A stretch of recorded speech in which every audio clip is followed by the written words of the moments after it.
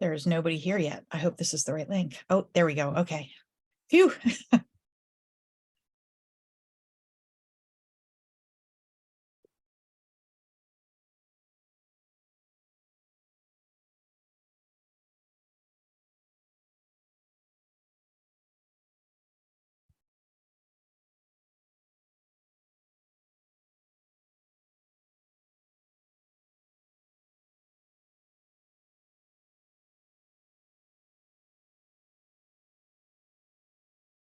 Welcome, everybody.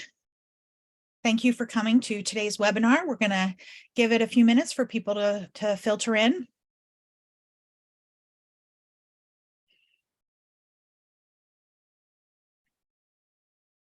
Our amazing communications person, Karen, is out of the office today, taking some much deserved PTO. So we are fumbling our way through getting this started.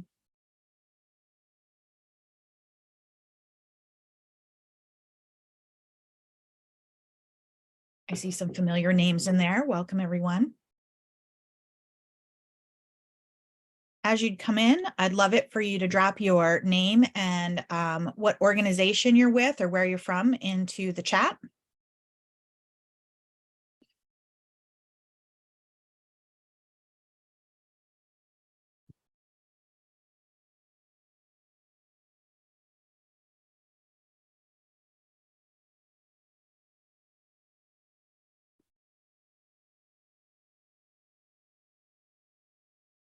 Welcome. Hi, everybody. We'll get started in a minute. Please put in the chat where you're from, what organization you're with, where in the country or world you're tuning in from.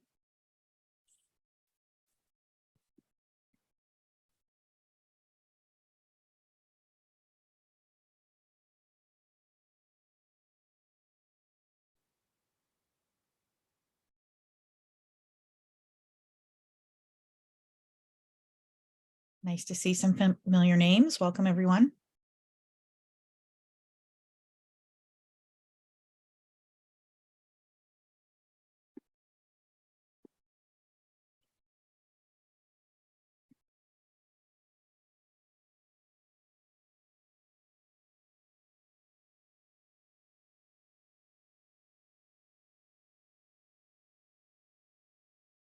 Yes, we will have answer questions at the end of the presentation. There's a Q&A section at the bottom. If you put your questions in there as they arise, we will get to them at the end of the deck that I have.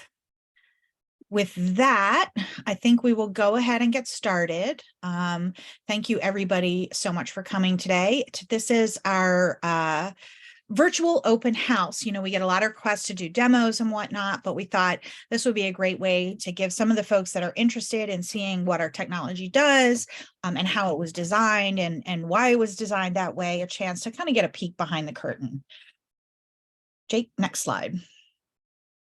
Yeah, so if you could drop in the chat, what takes up most of your time if you're in a working food recovery organization? And if you're not, what do you think would take up the most time? When we started in 2015, we were started as a food recovery organization. We had no technology and we were doing it what I would say the old-fashioned way. So we've got a lot of experience with doing food recovery sans technology. Next slide, Jake.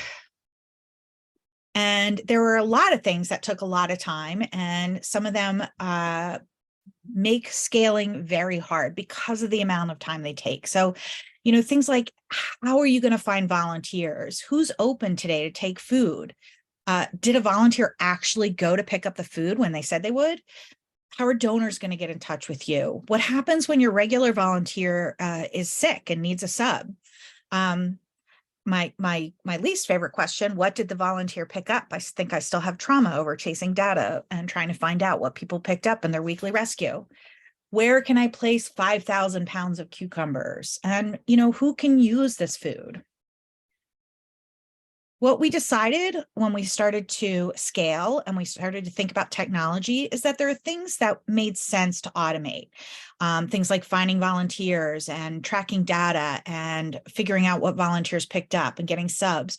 And then there are things that we didn't want to automate. And I'll talk a little bit later about why we chose not to automate some things. Everything we do, though, focuses on the triple bottom line. From our app to our best practices, we always think about, is this something that is going to meet the needs of our volunteers, our donors, and our food recipients? And actually, there's a fourth bottom line there too, and that is our organization. What is going to put the least strain on our resources?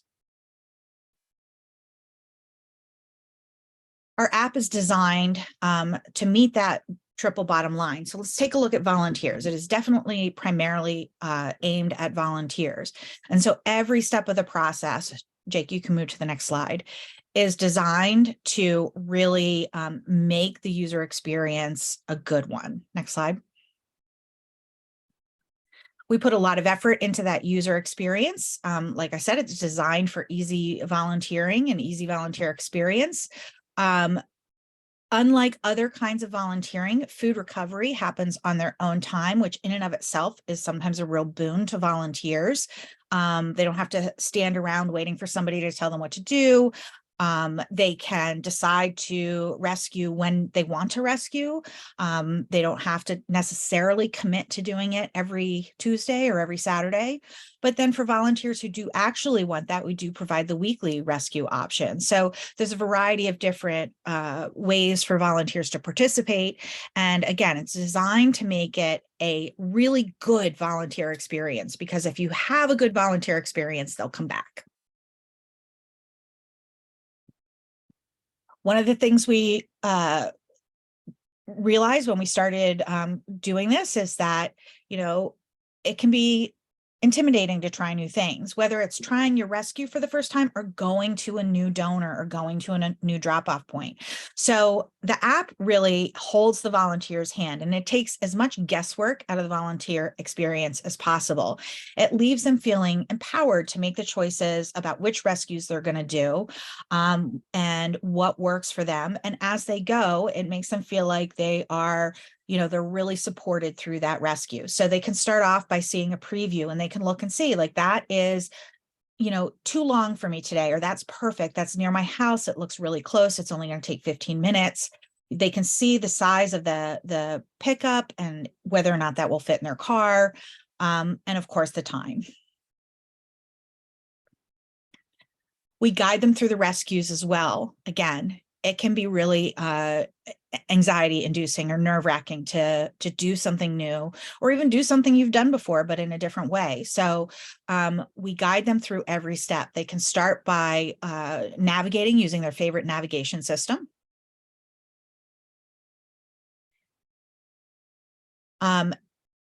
And then we give them special instructions. And the key is we give them special instructions when they're relevant.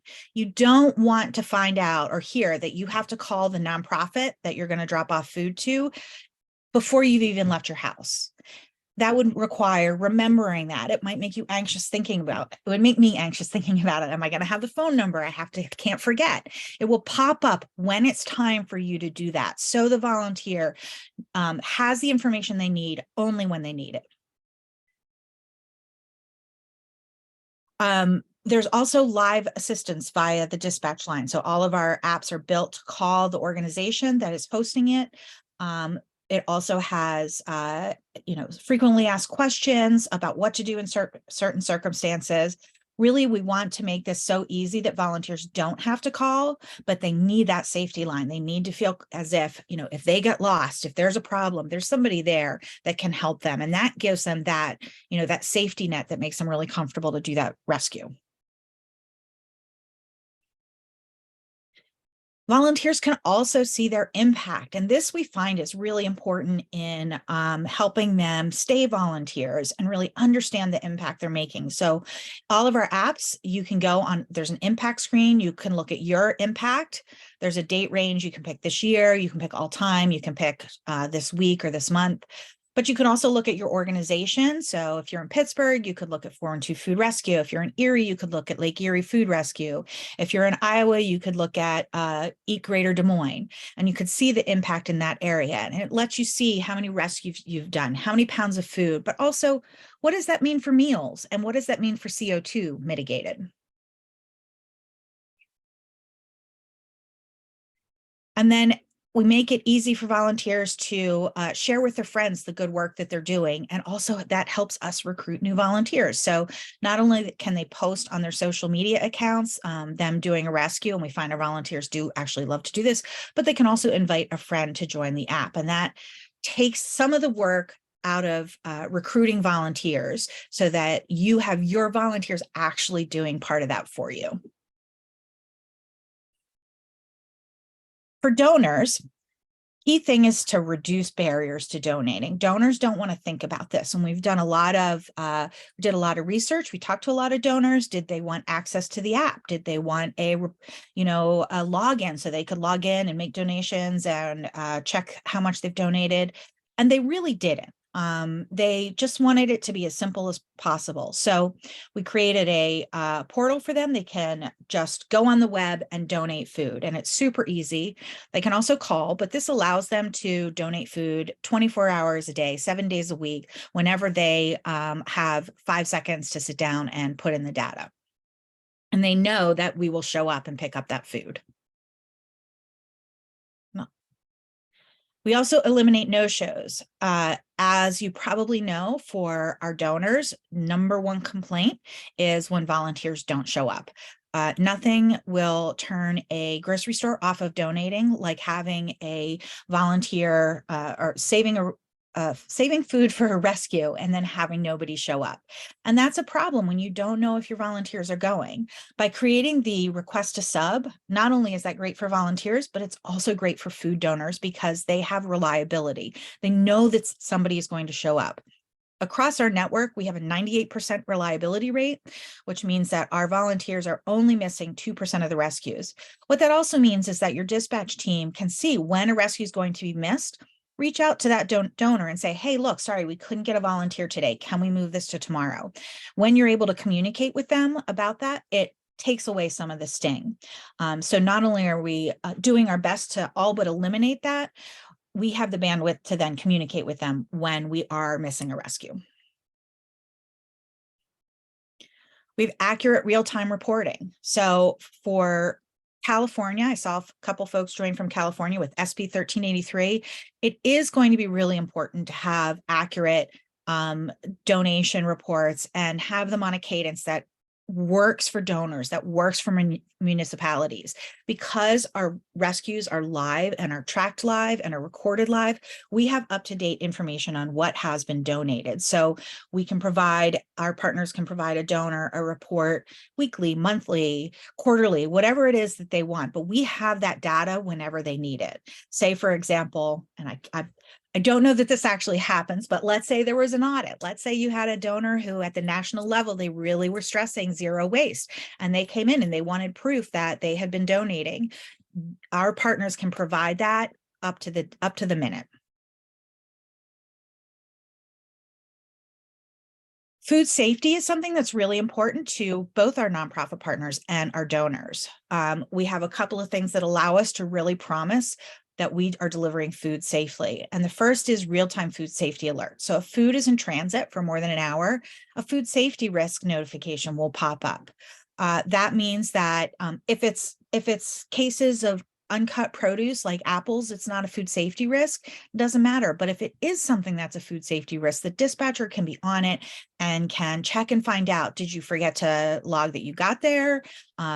Did you get a flat tire? Is something going on? So we can really put our attention on those few cases, and it is really rare, but we can put our attention on those few cases where something does go wrong and we need intervention to protect the integrity of the food that's donated. That gives donors the peace of mind to know that the food that they donate is being taken care of, and it gives our nonprofit partners the peace of mind knowing that we are not donating food to them that has not been treated safely. We also focus on equitable access for our nonprofit partners. So when we started and we talked to a lot of our nonprofit partners, we found a couple things going on.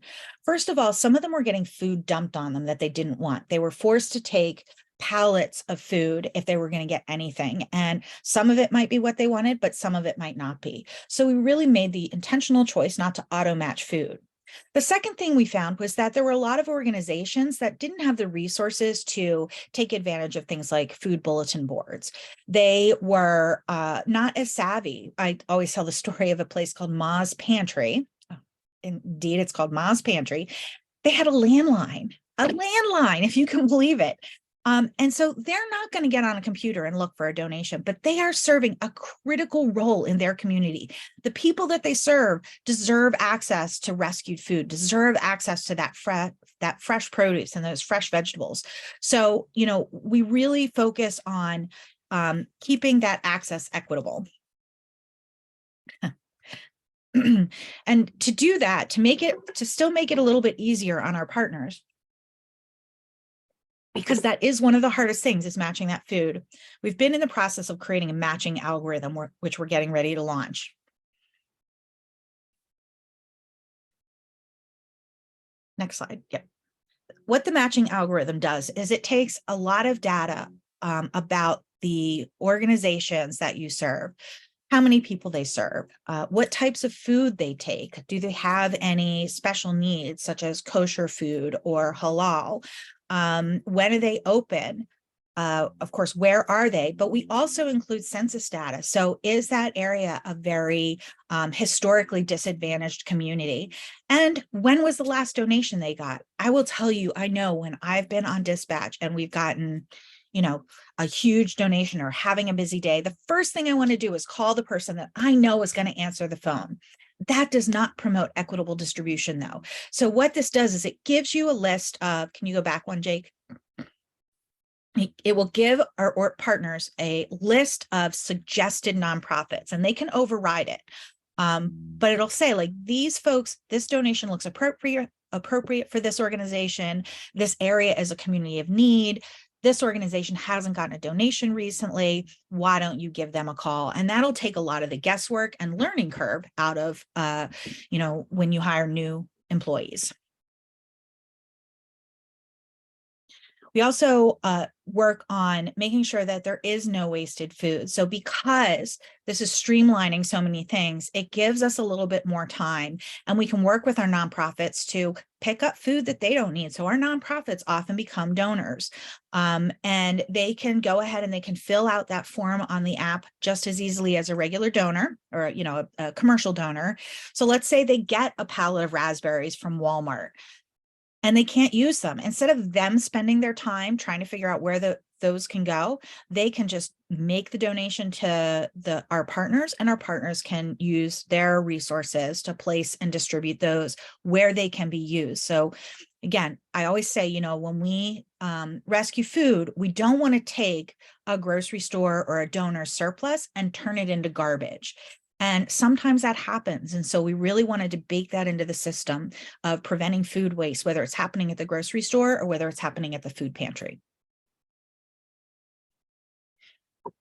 So again, our focusing on the triple bottom line, we wanted to automate what brings value, like finding volunteers. We don't want to spend a bunch of time looking for people to do a rescue. We don't want to make a bunch of phone calls or texts or send emails to 100 people. You don't want to ask 100 people 100 times to do a rescue if they're only going to do once. Instead, we make it easy for them to start, a low barrier for them to try, make it easy and fun, and they tend to continue to volunteer with us because of that.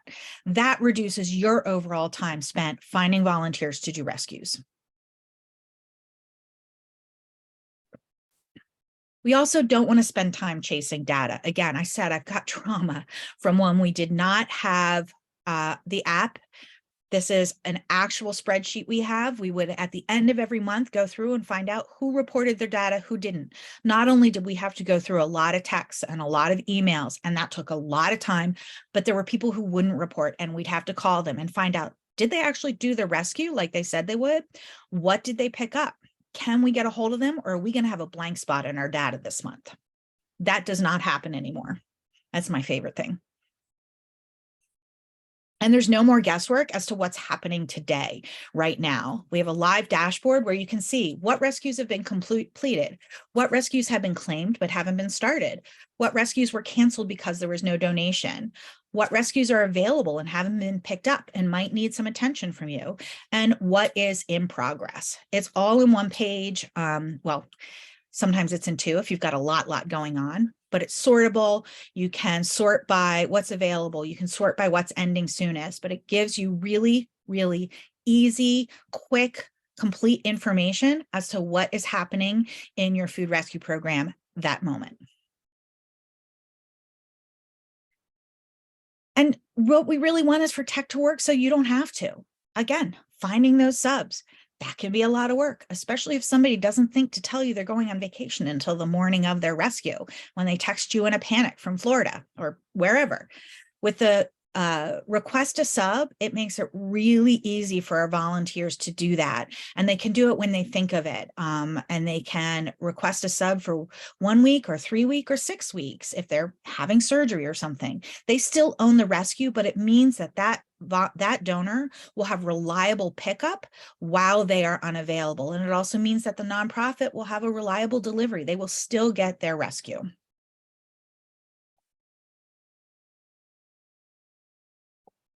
What all of this means is fewer phone calls between the finding a volunteer, the requesting a sub, the donation form. These are fewer phone calls, which leaves your team more bandwidth to do the things that will have a bigger impact. Again, lets you time to focus on impact. So when you don't have to spend all of your time doing these things, it can help you, it can leave you time to look for opportunities to expand access, to bring on new partners for distribution, to get new donors, to focus on really difficult issues to solve, like dietary needs in the community, like finding halal donors for halal communities. It gives you time to grow your impact, because scaling impact isn't about doing more of the same. Right? And the app does, it lets you do more of the same. But what it really does is it frees you up to find new opportunities. So, we expanded our distribution network just because you need to when you have all this fresh food. But we had the bandwidth then to do a GIS study and identify where there were pockets of need that we weren't covering. So we could go find partners in those areas. Some places we had to cultivate entirely new relationships with maybe even reluctant distributors, but we were able to get food into those communities because we had the time to do that. We have time to pick up food and rescue food from nonprofits. We can help balance the food system. And some things have to remain hard. You need to be calling people to find out if they need food. Ma's Pantry deserves a phone call to see if they want fresh produce. This frees up your time so you can do those things that need to be hard. And of course, scaling impact is iterative. We continue having conversations with stakeholders to assess what can be automated. We continue to exist within a working food recovery organization. So believe you me, we hear about it every day when something isn't meeting the needs of our partners. But we also actively seek that input. So when we started, we had one-time rescues, and that was great, but we spent a lot of time getting weights from weekly rescues. So we launched weekly rescues, which was great. But during COVID-19, we realized a lot of people were homebound and they were either going to be put into dangerous situations to get food from congregant feeding sites, or they weren't going to get food. So we launched home deliveries. Now we are able to focus on the fact that our partners want and need help identifying nonprofit distribution partners. So we're launching matching algorithms. And I don't know what'll be next, but it'll be informed by what the on-the-ground food recovery universe needs and wants to automate. Scaling impact requires investment. It requires investment in time and resources, but it does mean scaling impact. Jake, hit the button again. I think there's an automation. Exactly. And this is something that I urge you to talk to your funders about, to bring this into your language when you talk about food recovery. Money to food recovery organizations is not charitable giving. Charitable giving implies money given out of the goodness of somebody's heart, right? With no benefit to them except maybe good feelings. Money spent scaling food recovery has a real return on investment. So number one, it mitigates impact from climate change. And we know this. Many of you might have been at ReFed last week. Those conversations continue. Reducing food waste is one of the biggest things we can do to reduce the impact of climate change, right? And investing in food recovery can bring in that return on investment. But it also means getting food to where it can be eaten, which increases nutrition security, food access, and it puts food within reach, all of which have a return on investment, better health, lower healthcare costs to individuals and society, increased performance in school and work. We know that kids do not do their best work if they're hungry. The same is true for adults. More time to spend with family, to spend on school, to spend on quality of life improvements that really are necessary if we're going to move beyond where we are right now. Since 2015, our network, which is 15 partners currently with 4 coming soon, has rescued 155 million pounds of food. Now, I will say what's really interesting about this, I don't know if any of you saw the social media post we had last week.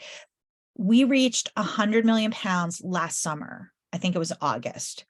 We hit 150 million pounds this month. So it took us 7-8 years to get to 100 million pounds and 9 months to get up to 150. Because our partners are scaling that growth, they're also scaling that impact. Those pounds are not just pounds, they're meals, they're CO2 mitigated, it's fresh food access. And so we're really proud of that. And we look forward to working with lots of partners, both within the Food Rescue Hero Network, as well as in the general food recovery space, to continue to grow the impact of food recovery. And the power to help the world is in your hands. All right. So, Jen, I know we've got at least one question in the Q&A, which came to us from Joel. And he said, I like this model. We're working to promote school feeding programs for preschool students in underserved communities. But can this model be used, useful, especially in Tanzania? So would you like to answer that while I? Yeah, actually, really exciting is that was from Joseph? Joel, sorry. Joel, I would love to connect with you. We actually have a community engagement fellow with us right now that's actually from Tanzania, and he's looking at how he can bring something like this model to your country to reduce food waste and increase access. So if you can email us after the. Yeah, and I'm also going to drop a link from my Calendly in the chat, which if anybody wants, they can schedule time on my calendar to more individually learn about Food Rescue Hero if they have specific questions that they either don't feel comfortable answering or we don't have time to answer. I'll drop my link in the chat right now just so you have that.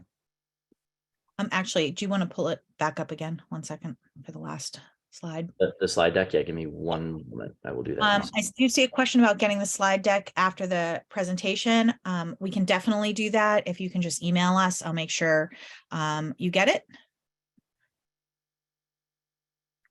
And there's Jake's Calendly if you want to talk to us. Are there any other questions? Looks like, yeah, there are a couple more popping into the chat right now. Slide deck forward too. Sure. Nope, back one. Sorry. Okay. There we go. Okay. I just, while you're thinking of your questions or Jake's reading those, I just wanted to say that our next webinar, which is happening in June, is it's for you, but it's also for your volunteers and for the people that you support you and are in your network. And we're going to be talking about ending food waste at home. Food waste at home remains one of the last bastions of unaddressed food wastage. And so we're really excited to continue to use this platform to talk about how we can each do our part at home as well. It's going to be critical if we really want to end food waste and mitigate the impact on the climate to reduce food waste at home. All right. So a couple more questions. I saw Dr. Vicky Taylor asked, does this app generate reports? Short answer is yes. And Jen, I'll let you elaborate and then add to it at the end. Yeah, so we do a couple of things. At its basis, you can download all of your data and run it through a pivot table or do anything you want to it. But we do have embedded data visualization on our platform, so you can look and see, for example, what any specific donor donated within a given time frame, and you can run that and download that for your partners. We're working on some more automated type of reporting that will be very helpful and important with SB 1383 and other areas like that. For now, it's a little bit jury-rigged in that all of that data is there. All of those reports are there. You have to do it yourself to get it to the donor. We'd love for that to be something that's maybe a little bit more automatic, but yes, you can generate reports. Yeah, and I see a couple questions in the chat about sending people the slide deck. Are we going to be able to send out this slide deck or just a recording of the webinar? I don't know how that's sent out to participants, but I think we'll be able to send it out to all participants. Absolutely. Okay. So I see a question from Ashley Snyder. Yes. Yeah, I can read it out loud. Hi, Jen. We'd love to help our agency partners receive food donations through Food Rescue Hero. Many of them have limited hours. Is that a challenge? No, that's what's really one of the exciting things about having such a huge distribution network, is that you can serve places when they're open, and there's always somebody else that's available to take the food, that wants the food when they're not. So we have, I think, upwards of 700 locations that received food just in Pittsburgh alone last year. And that's because, you need places that can take 1,000 pounds of produce. You need places that can take 20 pounds. You need places that are open on Saturday and Sunday. You need places that are, you want to serve places that are only open on Tuesday for 3 hours. So the matching algorithm will really help with that a lot, because it will just automatically suggest places that are open right now, as opposed to having to sift through to find the locations. Yeah, and I want to be clear, the matching algorithm is a suggested, it doesn't automatically match it and send a volunteer to pick up the food. It is a suggestion. You still have to confirm that that is where you want to send the food to, and likely talk to that recipient and actually confirm that they're able and willing to receive it. Somebody said, love this webinar. What would you say are the most unique features about the app compared to other food rescue connection apps? Well, I think one of the really unique factors about our technology is that it was created in a working food recovery organization, and we continue to engage our partners on development of features that will help them solve their problems, that will meet their needs and make their life easier. So it continues to be really driven by the needs of food recovery. We also have a team of engineers that is working on this, that is employed by us, that's working on this every day. They're there for, technical glitches, which do happen, but they're also there working on features. And so I think that's pretty unique. I think we might be the only organization that has a full team of engineers.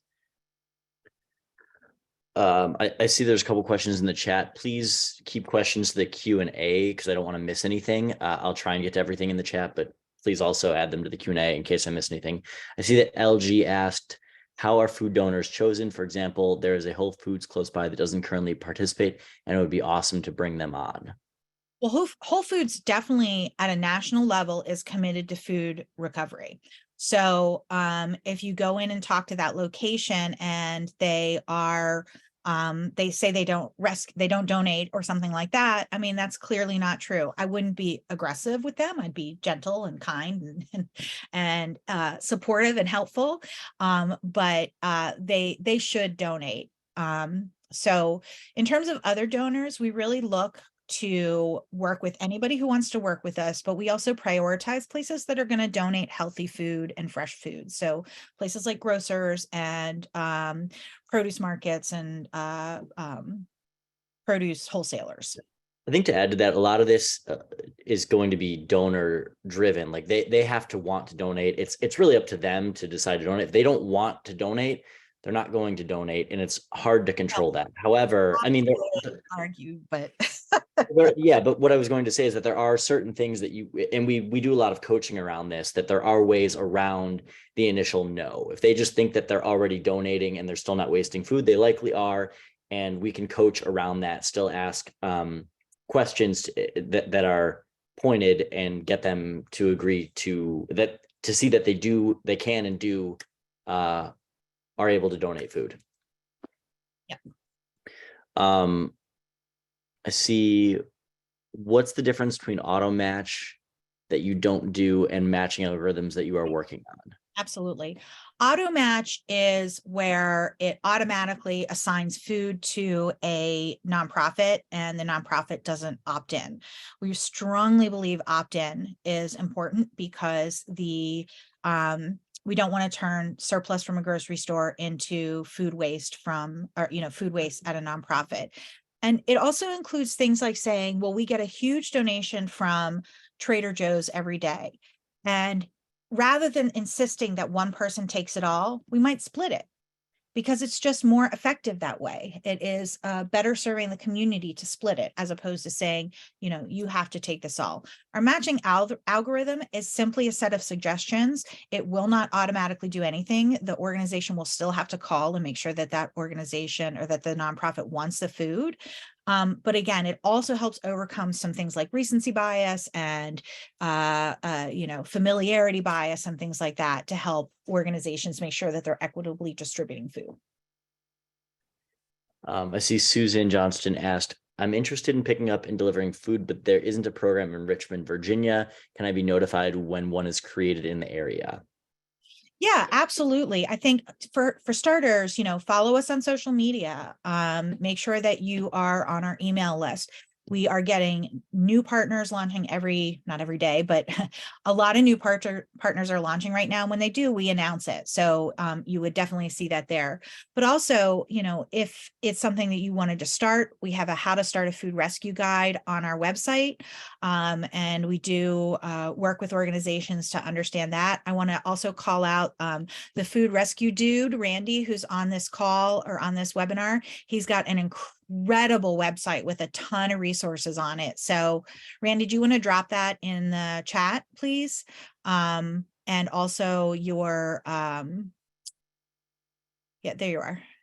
Jen, I also want to call out our on our website, our network page that shows where all of our partners are with links to their websites, download their apps. I know we've got a partner in Northern Virginia. I don't think that's too close and in the service area of Richmond, Virginia. But for anybody on the call who's wondering, do we have a partner in your area, please check out our network, the network link on our Food Rescue Hero website. Yeah, and there it is, foodrescuedude.org. It's really a great resource for people wanting to start a food recovery organization. There's a Facebook group as well. Yep. I saw an anonymous attendee asked, who are your partners and what do they help with in respect to this app? So that's kind of exactly what I was just talking about. We've got a network of 15 partner organizations across the country who are doing food rescue in their respective cities and areas. Right. And so our partners are standalone 501c3s. They're their own organizations. We know Pittsburgh really well, and we know food recovery really well, but we don't know everybody else's community. So what we really want to do is help facilitate food recovery in your community by providing this app, as well as coaching and access to a network and best practices. But it's really up to that organization in that city to understand what the needs are of its own community. Yep. And another question from Dr. Vicki Taylor, are you able to place donors in categories in the app such as retail, school district, et cetera? Yep. Sure, yes, we are. There's a data validated list. So yes, you can choose that from a drop down of predetermined categories. Yep.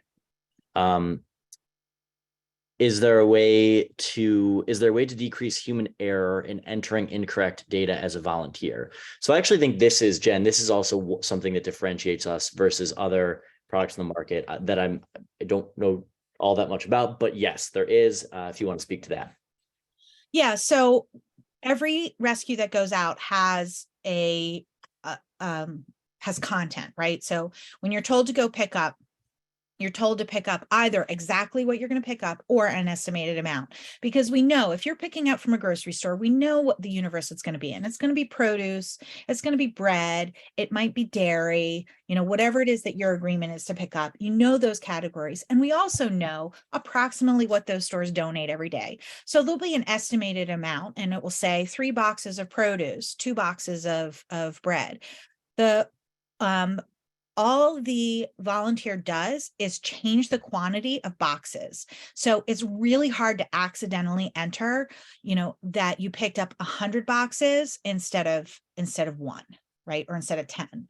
So it really reduces the amount of error. There is a free text area where they can add if they picked up something else that was not listed, but then that goes through your dispatch team for vetting before it's actually added into the data, which again also reduces human error. The biggest area of human error comes from your dispatchers, and that's something that they learn to look out for and you learn to look out for. We had 2 people ask, is there a cost to use the app, or what is the cost to become a partner, and what are the requirements? Yeah, so the requirements are that you're a 501c3, and that you are interested in scaling food recovery, that you're able to run this as a growth program. And part of that is just because we don't want you to waste any investment if all you want to do is pick up, personally a couple times a week with your friends. It's not worth it. The cost ranges. So at our most basic level, it is just $500 a month. It goes up for a larger service area for like a really big city or a couple of counties. We also have a product that is a premium app. That is where we build the app specially for that organization. There's a build cost for that. The build cost for that is $40,000 to $50,000. Which I know it sounds like a scary number, but it's actually pretty easy to fundraise for that. Funders love to fund tech. They love to fund things like trucks and warehouses and whatnot. And we have some boilerplate language we can provide you that makes it pretty easy to make a really strong case for building the technology. After that, there's a monthly fee, but that does not kick in until the year 2. What that fee gets you, it gets you access to, obviously the app, which I think is really the Cadillac app on the market. It also gets you a lot of support from our team. We coach our partners to whatever extent they need. Some of them don't need that much. Some of them, want and need a lot, especially if they're new. There's also a partner network that you have access to.